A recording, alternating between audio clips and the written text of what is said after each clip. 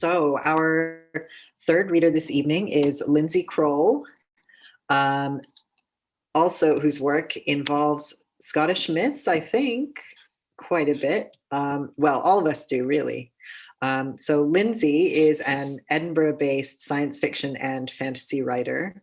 She received a Scottish Book Trust New Writers Award last year and is working on her debut novel.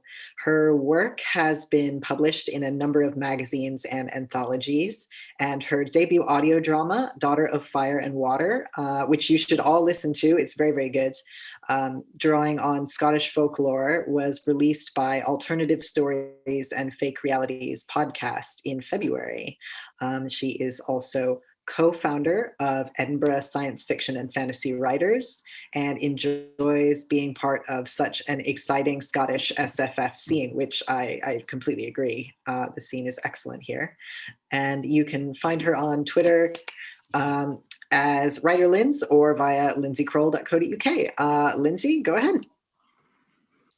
Thanks, Eris. Yeah, thanks for having me. And as you said, folklore myths are definitely probably my favourite place to find writing inspiration. So really excited to be here and have loved everything so far. Some tough acts to follow. So yeah, in a lot of my short stories, I like to blend folklore and mythology with the natural world and sometimes climate change. So this is one of these stories, and it's called The Last Call of the Deep. They say her teeth are carved from fallen stars, strong like diamonds. They say her skin is formed of the sun, glittering silver and gold. They say her eyes are powered by the moon, jeweled beacons in the deep. They say she has lived for thousands of years. They say she's the last of her kind. The waves crest and fall as she travels endlessly in the deep. Existing through the generations, she calls out to relatives and friends. Back and forth as the currents guide, she gathers stories from continents and cultures, and they latch in her mind like the barnacles on her skin. Tides welcome each movement of her body while seafarers quake at her voice, a low, mournful echo that can be heard by her own kind hundreds of miles away. But lately, when she calls, there's been no reply. Her voice drifts alone, stretching into the gulf as if swallowed by a black hole. She has become the keeper of stories, with no one to share them with. It's almost too dark to see when she breaches the water, with a puff of air and a smooth undulation of her curves. She gazes up with a moonlit eye, searching for an island she knows was once here. Though her vision is hazy, she can see there's little rising above the water, just a small hillock, barren and desolate.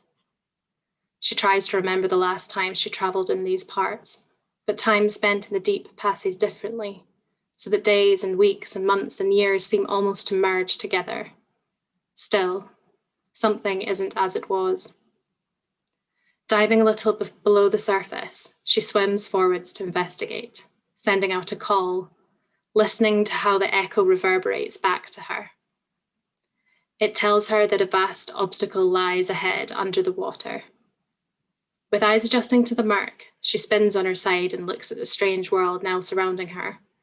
Mountains and rows of tiny derelict trees line one part, while valleys ebb in steady waves on the other.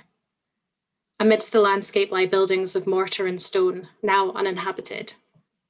Seaweed and shells cling to the sides of walls, while tiny fish bubble back and forth from the maw-like windows.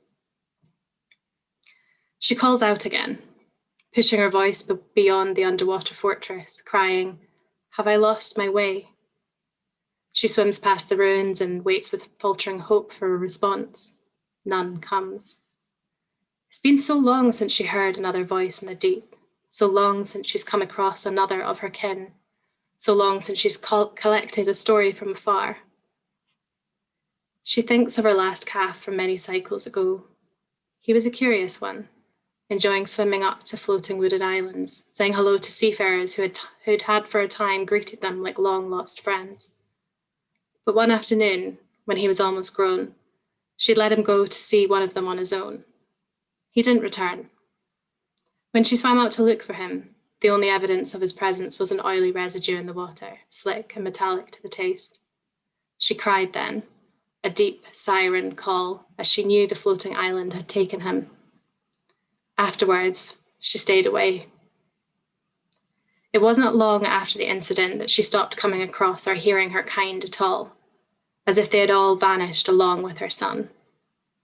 Struggling to make sense of her swirling thoughts, she swims on, intent on heading north, following cooling waters as the season change, like she's done for as long as she can remember. Maybe things will become clearer there. The sunken island isn't the first of its kind that she finds. Drowned worlds lie beneath the surface where once she knew there was coastlines and vast swathes of land. It disorients her, this peculiar new tiding, and she finds she can no longer tell where in her journey she is. Will she ever reach north, or will she end up circling endlessly, searching for something that may no longer exist? She calls out again, but there's still silence. She loses track of how long she's been swimming for. She stops for the occasional meal, though supplies in these waters have become harder to find.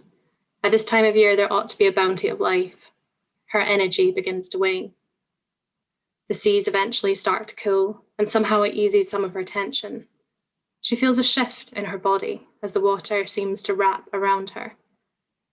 When she was young, her family would tell a story that her ancestors formed the continents, that the great creatures before once breached the surface and simply fell asleep, body half out of the water, the rest of them rooted to the ocean below. Where they lay, land gathered, forming rocks and mountains and rolling hills. They became the world that once was. It made sense in a way, an endless sleep to begin a cycle anew. Is this to be her fate?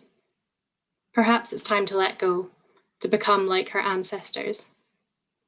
She lets out a long breath and allows her body to drift to the surface. There she stretches out until she's lying with her underside facing the brightness of the sun. The rays feel warm on her skin.